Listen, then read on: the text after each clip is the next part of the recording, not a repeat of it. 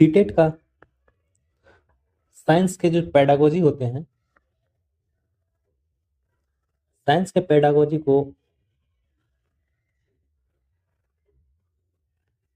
Class 6 से class 8 तक का, ये हम साइंस का पेडागोजी को पढ़ेंगे, जिसमें कि स्टार्ट होता है पहले प्रयोग प्रदर्शन विधि, जिसको हम मेथड ऑफ परफॉर्मिंग एक्सपेरिमेंट कहते हैं।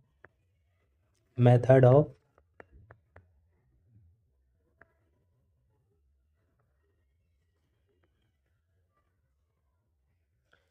हम एक्सपेरिमेंट के थ्रू बच्चे को पढ़ाते हैं। जैसे कि प्राथमिक स्तर के बच्चों को भौतिक एवं जैविक पर्यावरण जो विषय के पढ़ाते हैं, उसको प्रयोग प्रदर्शन को अध्यापक को स्वयं करके बच्चों को दिखाना चाहिए। जब भी हम कोई बच्चे को पाठ पढ़ाएं तो या कोई लेसन पढ़ाएं तो उसे इस तरीके से पढ़ाएं कि जिससे कि वो विजुअल हो सके। और विजुअल होने का तरीका है कि हम उस चीज को प्रैक्टिकली समझाएं, प्रैक्टिकल करके समझाएं, और प्रैक्टिकल करके उसके बाद बच्चों को कहें कि वो खुद से करें, खुद से करने के लिए बच्चों को प्रेरित करें। छात्रों को या जहां तक हो सके संभव हो सके निरीक्षण करने का अवसर देना चाहिए, प्रयोग और निरीक्षण करने का, जिससे कि बच्चे क्या कर सके, बच्चे इंस्पेक्शन कर सके और उससे क्या हो जाएगा, उसको इंस्पेक्शन पावर आ जाएगा, किसी भी चीज का निरीक्षण करने का कैपेसिटी बढ़ेगा। इस विधि से शिक्षण कराने पर करके सीखने के गुण का विकास होता है। यानी कि अगर बच्चे कुछ काम कर रहे हैं उसके बाद सीख रहे हैं तो वो ज्यादा दिन तक रहेगा। प्रयोग प्रदर्शन विधि की विशेषता क्या है, हमने विशेषता को भी कुछ देखा था, अभी यहाँ देखते हैं। यह विधि छात्रों को वैज्ञानिक विधि का प्रशिक्षण प्राप्त करती है। जो छात्र होते हैं उसको वैज्ञानिक मेथड जो होते हैं, साइंटिफिक मेथड, उसको प्रशिक्षण प्रदान करती है। यानी कि बच्चे वैज्ञानिक तरीके से सोचकर उसे और आसान करके वो सीख जाते हैं। इस विधि में छात्र एक्टिव रहते हैं, यानी सक्रिय रहते हैं, तथा प्रश्नोत्तर के माध्यम से पाठ का विकास किया जा सकता है। अगर हम जो पाठ पढ़ लें उसका क्वेश्चन आंसर अगर करें तो उससे क्या हो जाएगा, बच्चे और ज्यादा डेवलप करेगा उस चीज को सीखने के लिए। छात्रों में निरीक्षण शक्ति एवं मानसिक शक्ति का विकास होता है। यानी कि जो निरीक्षण शक्ति होती है, इंस्पेक्शन पावर और मेंटल पावर, इन दोनों का डेवलपमेंट होता है। वस्तु सरल, सरस, बोधगम्य एवं अस्थायी हो जाता है। जो भी वस्तु, जो भी चीज हम सीखते हैं वो क्या हो जाएगा, उनका परमानेंट हो जाएगा। परमानेंट हो जाएगा क्यों? क्योंकि हमने सीखने से पहले पहले तो उसे टीचर्स बताएंगे विजुअल तरीके से, उसके बाद बच्चे उसको खुद से भी करेंगे। तो इससे क्या हो जाएगा कि, और उसके बाद उससे रिलेटेड जो भी क्वेश्चन होगा उसको सॉल्व बच्चे करेंगे। तो इससे क्या हो जाएगा, बच्चे का पूरी तरीके से वो चैप्टर कंप्लीट हो जाएगा। प्रयोग प्रदर्शन विधि को प्रभावी बनाने के जो तरीके होते हैं क्या हो जाते हैं, ये प्रयोग प्रदर्शन जो होंगे, जो मेथड ऑफ परफॉर्मिंग एक्सपेरिमेंट होंगे, उसको और ज्यादा इफेक्टिव कैसे बना सकते हैं। प्रयोग प्रदर्शन ऐसे स्थान पर किया जाए जहां सभी बालकों को आसानी से दिख सके। अब हम जो जो भी प्रैक्टिकल हम करेंगे इस तरीके से करेंगे, या तो हम स्टेज ऊपर रखें या इस तरीके से करें कि जिससे कि सारे बच्चे का इंटरेक्शन हो सके। या हम दो तरीके से कर सकते हैं, एक तो हम बीच में रखें, एक साइड में रखें और चारों साइड से बच्चों को हम खड़े करें। दूसरा, जो स्टेज होना चाहिए, स्टेज ऊपर होगा और स्टेज ऊपर, और जो बच्चे बैठेंगे वो नीचे रहेंगे। तो जिससे क्या हो जाएगा कि हमें बच्चे जो भी होगा उसे सारे बच्चे को दिखाई देगा अच्छे से। छात्रों को प्रयोग करने का अवसर प्रदान किया जाना चाहिए। जो छात्र हैं, जिसे आपने पढ़ाया है, जिसे आपने बताया, उसे खुद से भी प्रयोग करने के लिए उसे अवसर दिया जाना चाहिए। इस विधि द्वारा शिक्षण कराते समय अध्यापक को सक्रिय रहकर, यहाँ तक कि स्टूडेंट के सक्रिय रहने से नहीं होगा, बल्कि टीचर्स को भी सक्रिय होना पड़ेगा, एक्टिव होना पड़ेगा, जिससे कि उसका जो गाइडेंस हो सकता है, मार्गदर्शन हो सकता है अच्छे तरीके से। जैसे कि अगर यहाँ पे टीचर है, टीचर सब अटेंशन उस तरीके से अटेंशन दे कि सारे बच्चे उसको समझ सके। कक्षा में प्रयोग करने से पूर्व अध्यापक को एक बार स्वयं करके देख लेना चाहिए।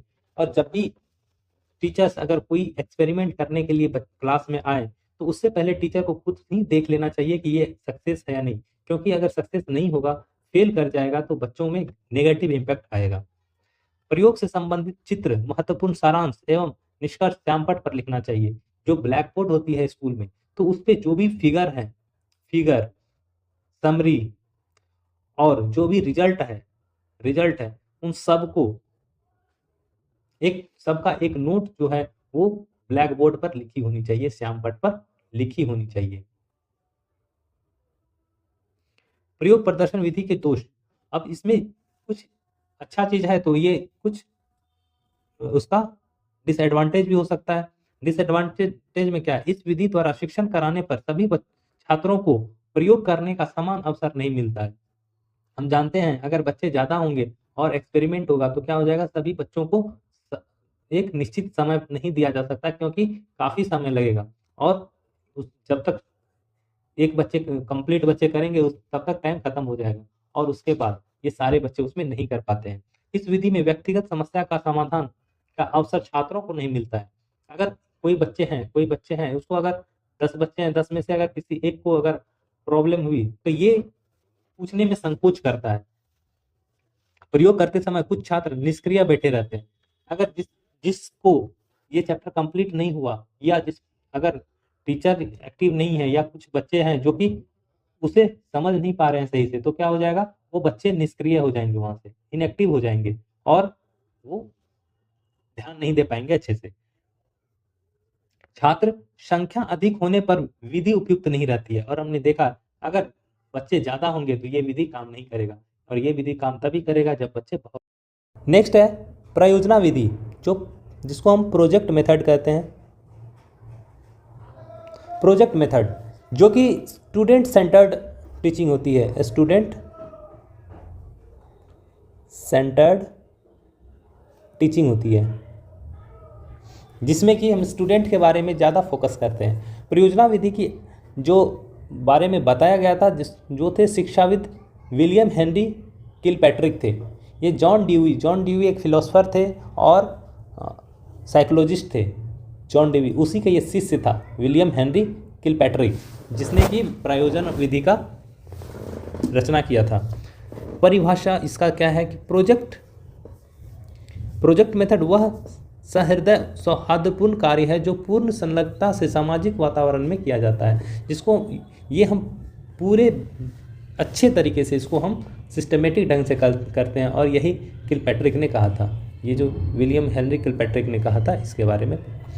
प्रोजेक्ट एक समस्या मूलक कार्य है, यह एक समस्या मूलक कार्य है, यानी कि प्रॉब्लम बेस्ड कार्य है, प्रॉब्लम बेस्ड वर्क है,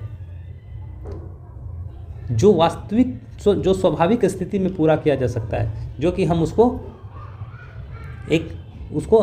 पूरा हम कर सकते हैं। ये प्रोफेसर स्टीवेंसन ने कहा था।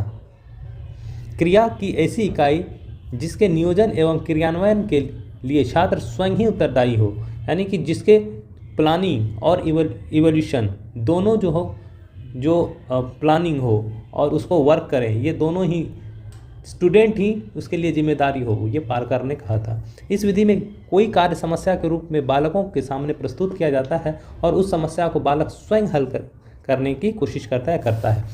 तो अगर कोई बच्चे स्वयं अगर हल कर रहे हैं तो ये होगा, इसको हम बोलेंगे ये प्रयोजना विधि। प्रोजेक्ट विद्यार्थियों के वास्तविक जीवन से संबंधित किसी समस्या का हल खोजने के लिए किया जाने वाला है, जो स्वाभाविक परिस्थितियों में पूर्ण किया जा सकता है। प्रोजेक्ट विद्यार्थियों के वास्तविक जीवन में संबंधित किसी समस्या का हल खोजने के लिए किया जाने वाला कार्य है, जो स्वाभाविक परिस्थिति में पूर्ण किया जाता है। प्रयोजना विधि के कारण, इसका कारण क्या है? परिस्थिति उत्पन्न करना, यानी कि पहले वो क्या करते हैं कि एक परिस्थिति को उत्पन्न करते हैं जिसमें बालक को स्वतंत्रता सबसे महत्वपूर्ण है। अगर हम किसी भी चीज़ के लिए अगर उसको कुछ सोचने के लिए बोलेंगे तो उसके लिए उसे फ्रीडम होने की ज़रूरत होगी, सबसे पहले स्वतंत्र होगा, तभी वो कुछ नया चीज़ सोच सकता है।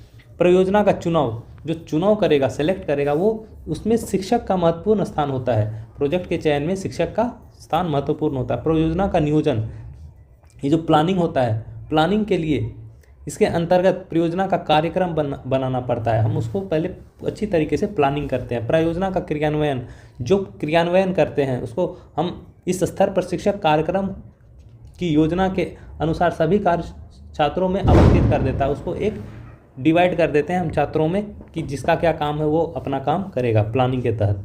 परियोजना का मूल्यांकन, जो मूल्यांकन एवोल्यूशन होगा, परियोजना का क्रियान्विति पूर्ण होने के पर छात्र एवं शिक्षक इस बात का मूल्यांकन करते हैं कि कार्य में कहाँ तक सफलता मिली है, और इसको टाइम टू टाइम हम क्या इवोल्यूशन करेंगे। परियोजना का अभिलेख निर्माण, परियोजना का अभिलेख निर्माण, ये जो रिकॉर्ड मेकिंग होगा, हम इस चीज़ को हम क्या करेंगे, रिकॉर्ड करेंगे, रिकॉर्ड मेकिंग।